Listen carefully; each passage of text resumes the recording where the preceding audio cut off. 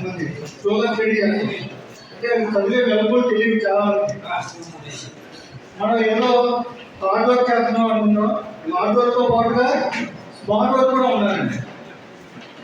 Hard work plus smart work equal to success. మనం hard work చేయాలి, smart work చేయాలి. రెండింటిలో ఏదో ఇచ్చినా ఫెయిల్యూర్ అనేది ఉంటుందండి. ఫెయిల్యూర్ అనేది నేను కొన్ని సందర్భాలు ఫెయిల్ అయిన సందర్భాలు కూడా చాలా ఉన్నాయండి. అయితే మీకు ఒక కథ చెప్తాను. నేను ఇన్స్పిరేషన్ ఐడియా కూడా కథ చెప్తాను. అది వినండి. రామాయణం గురించి తెలుస్తారా? రామాయణంలో రాముడు అరణ్యపాలు ఉంటాడు. అరణ్యపాలు లక్ష్మణుడు సీతాదేవుడు అరణ్యపాలు అవుతున్న సందర్భంలో లంకేశ్వరుడు అంటే రావణాసురుడు సీతాదేవి అపలక్ష్మీదేవి మనం ప్రయత్నంలో ఎప్పుడు ముందుండాలి.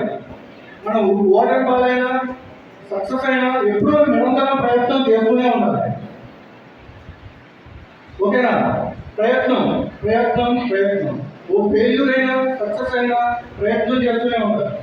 ఫెయిల్యూర్ అయిన వాళ్ళు ఇంకా ప్రయత్నం చేసుకుంటూ ఉండాలి. సక్సెస్ అయిన వాళ్ళు కూడా మళ్ళీ సక్సెస్ అవ్వడానికి ప్రయత్నం చేయాలి. సో ఇలా మన పౌరాణిక గాథల్ని ఇన్స్పిరేషన్గా తీసుకొని మన వ్యక్తిత్వాన్ని మనం పునర్నిర్మించుకుంటే మనకి మన సమాజానికి కూడా మంచి జరుగుతుందని నా ఉద్దేశం అండి. Thank you very much.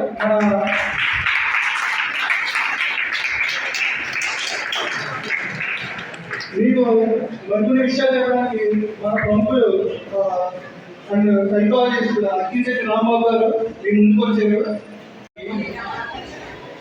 అధ్యక్ష స్థానంగా మన ఊరి రవీంద్ర గారిని